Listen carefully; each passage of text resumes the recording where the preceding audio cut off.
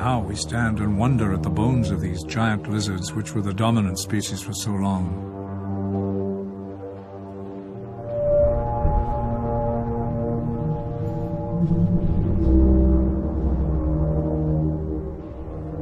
The world was now for the taking.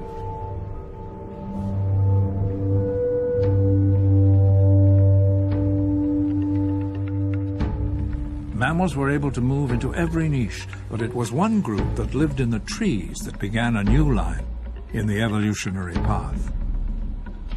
This fossil dates to about 9 million years after the dinosaurs had gone. It's called Carpolestes.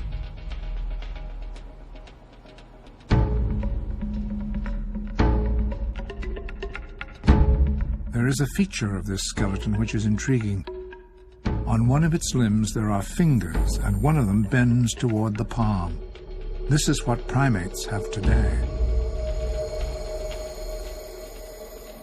From this fossil, we can try to reconstruct its world.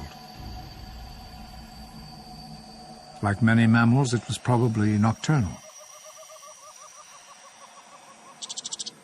More than likely, it spent most of the time in the trees.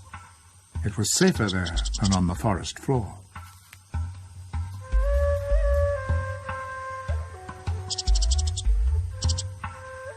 Its diet may have been fruit and berries, but Carpolestes' lifestyle had hardly changed since the time of dinosaurs. There were still ferocious predators on the prowl. This fossil gives the clue.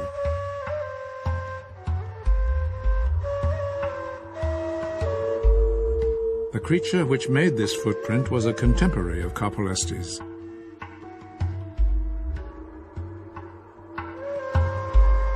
They belong to a bird, a giant bird called Diatryma, almost 2 meters, 7 feet tall, possibly the largest animal on land.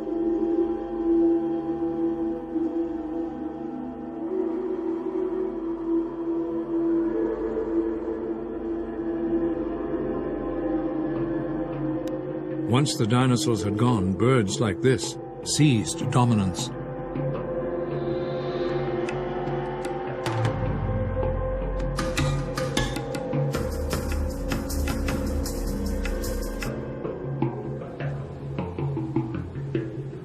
Dr. Lawrence Whitmore is a dinosaur expert at Ohio University.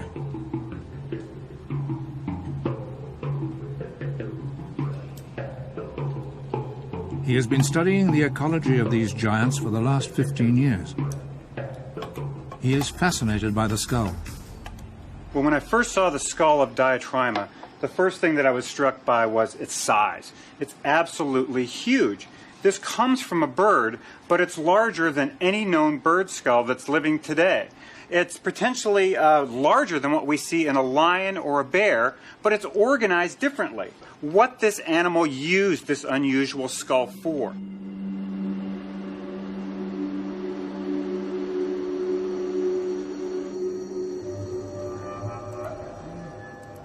From the CT scans of the bird's skull, he detected large cavities on the inside of the cranium.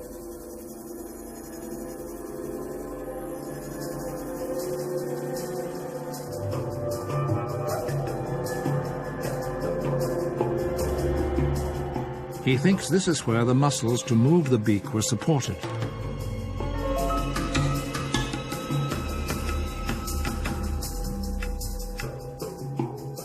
From their size, he is certain that the beak was very tough, capable of stripping flesh from prey animals, as lions do today.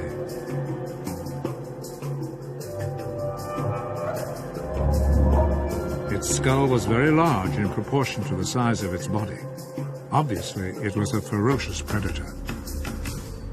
We know that Diatryma, just like the Tyrannosaurs, had a very powerful bite that was well adapted for not just killing but also removing the flesh from the bones.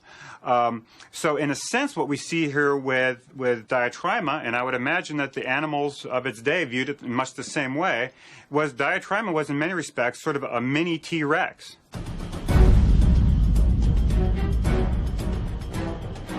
This reconstruction is based on the evidence gathered from the fossils. There were 4 species of this giant bird. They lived in forests and grasslands, but because of their weight, they were flightless.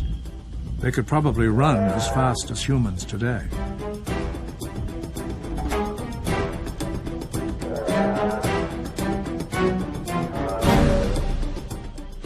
But at this time, mammals were still mostly small and weren't able to move swiftly. The ancestor of the modern horse would not have stood a chance.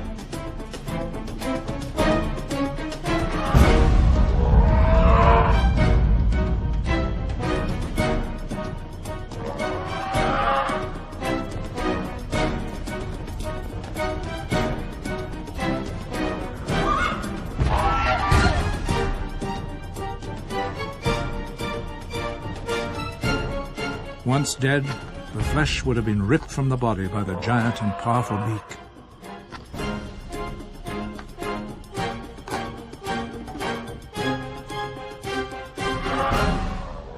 Little wonder that many of the small mammals still kept to the trees.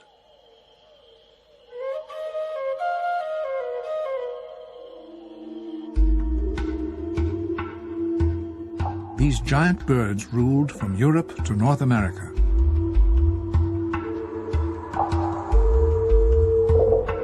They were also on other continents in the southern hemisphere. Everywhere except Asia.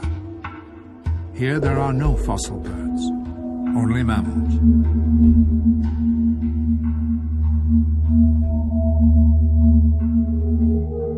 The giant birds ruled their domain for another 15 or 20 million years. Their end came as a result of 2 things: a dramatic change in the climate and from conflict.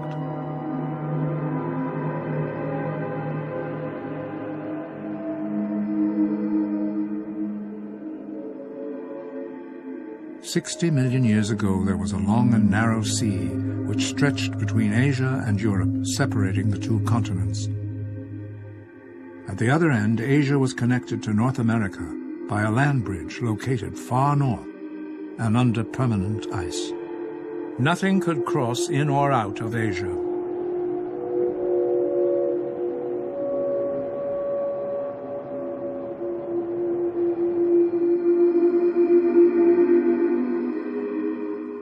So in Asia, mammals began to diversify, safe from the threat of the gigantic birds. And among the mammals was a predator, smaller than the birds, but with distinct advantages, as Dr. Chris Beard knows. The hyenodontids were an amazing group of predatory mammals.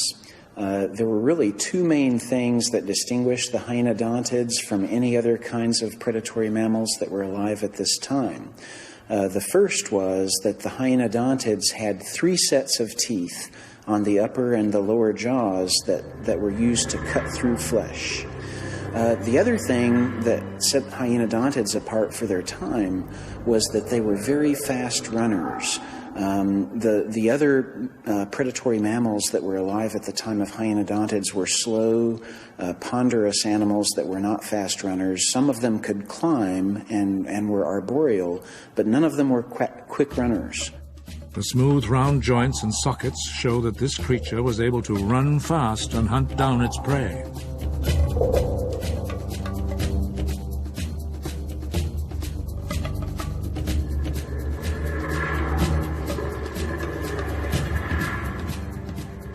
There would come a time when the mammal predators would come face to face with diatryma, and there would only be one victim. But first, the ice bridge had to go. And it did. Once again, the climate shifted.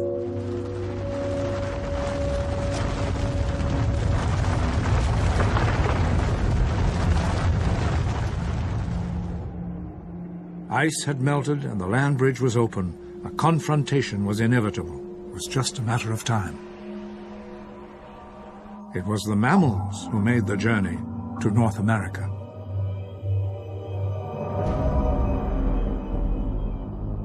We can imagine that hyenodontids, because they were fast runners, must have been the first pursuit predators. They must have been very wolf-like in the way that they hunted. They probably ran around in packs and chased down their prey. That not only allowed them to capture their prey, but it also allowed them to capture larger prey.